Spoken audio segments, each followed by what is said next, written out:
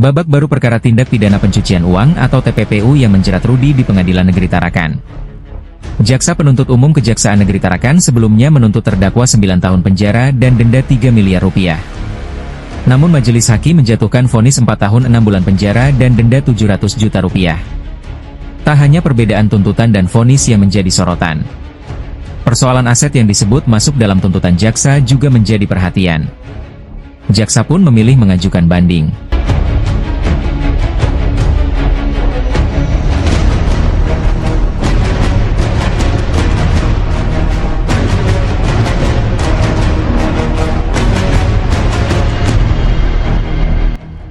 Perkara TPPU Rudi memasuki babak baru setelah Jaksa Penuntut Umum Kejaksaan Negeri Tarakan menyatakan menempuh upaya hukum banding.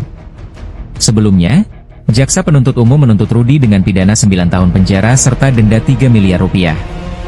Dalam tuntutan jaksa juga terdapat uraian terkait aset, sementara nama aset disebut dalam perkara berdasarkan informasi yang disampaikan. Namun, Majelis Hakim Pengadilan Negeri Tarakan menjatuhkan vonis yang lebih ringan. Rudi divonis 4 tahun 6 bulan penjara dan denda 700 juta rupiah. Perbedaan antara tuntutan dan vonis mencapai 4 tahun 6 bulan. Denda yang diminta jaksa sebesar 3 miliar rupiah, sementara dalam putusan menjadi 700 juta rupiah. Yang juga menjadi perhatian adalah status aset. Berdasarkan informasi yang disampaikan, putusan majelis hakim tidak menetapkan penyitaan atau pernyataan aset sebagaimana yang dimintakan dalam tuntutan jaksa. Atas putusan tersebut, Jaksa Penuntut Umum kemudian mengajukan banding. Langkah banding jaksa membuat perkara ini kembali menjadi perhatian. Kini, pengadilan tingkat banding akan menjadi ruang untuk menguji kembali putusan sebelumnya berdasarkan alasan dan berkas perkara yang diajukan. Publik pun menunggu kejelasan atas sejumlah hal. Mengapa tuntutan 9 tahun berubah menjadi vonis 4 tahun 6 bulan? Mengapa denda 3 miliar rupiah menjadi 700 juta rupiah? Dan yang tak kalah penting, bagaimana status aset yang sebelumnya masuk dalam tuntutan jaksa? Semua pertanyaan tersebut kini menunggu jawaban melalui proses hukum di tingkat banding. Untuk Rudi Adiswarno, tindak pidana pencucian uang, tadi majelis hakim sudah memutus 4 tahun 6 bulan, dan yang cukup membahagiakan ini adalah sebenarnya dari tuntutan jaksa 9 tahun menjadi 4 tahun 6 bulan.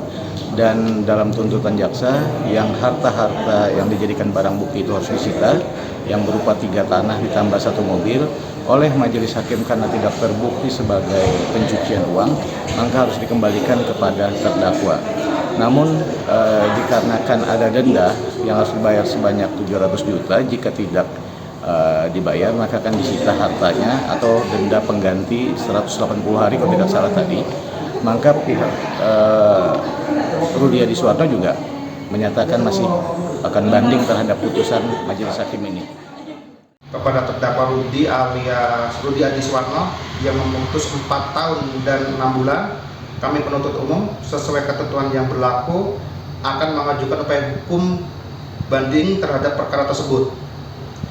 Pertimbangan kami, jaksa penuntut umum dalam memberikan tuntutan kepada terdakwa Rudi Adiswarno karena dalam fakta persidangan menunjukkan aliran dana melalui terdakwa Rudi Adiswarno yang mencapai 44 miliar.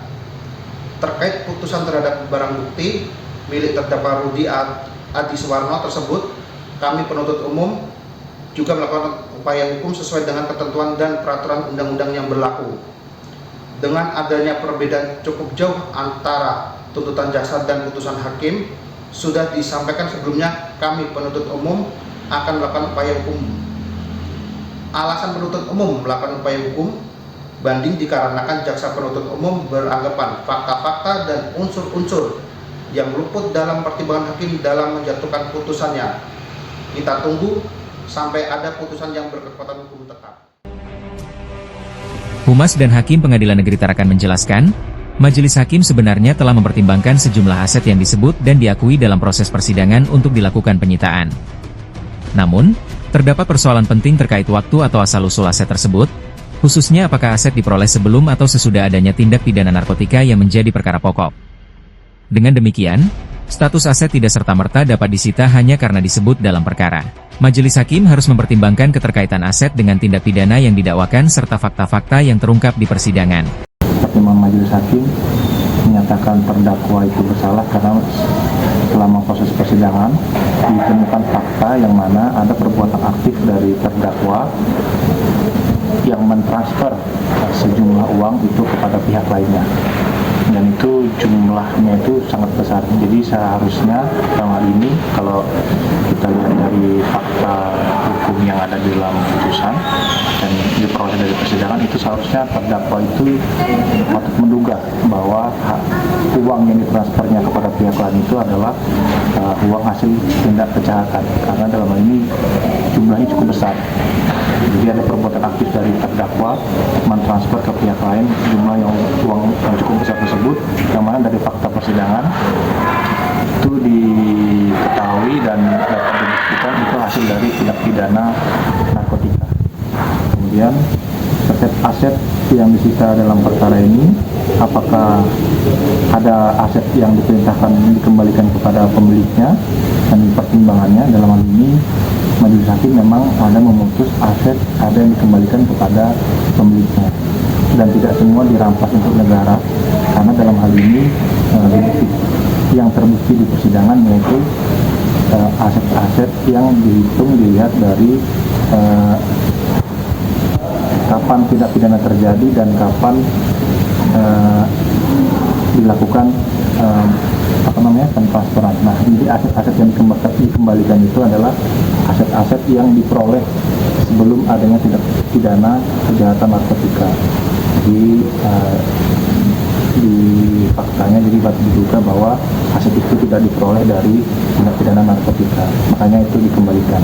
Nah, terbukti di persidangan aset yang dikembalikan itu adalah aset yang diperoleh jauh sebelum tindak pidana narkotikanya dilakukan.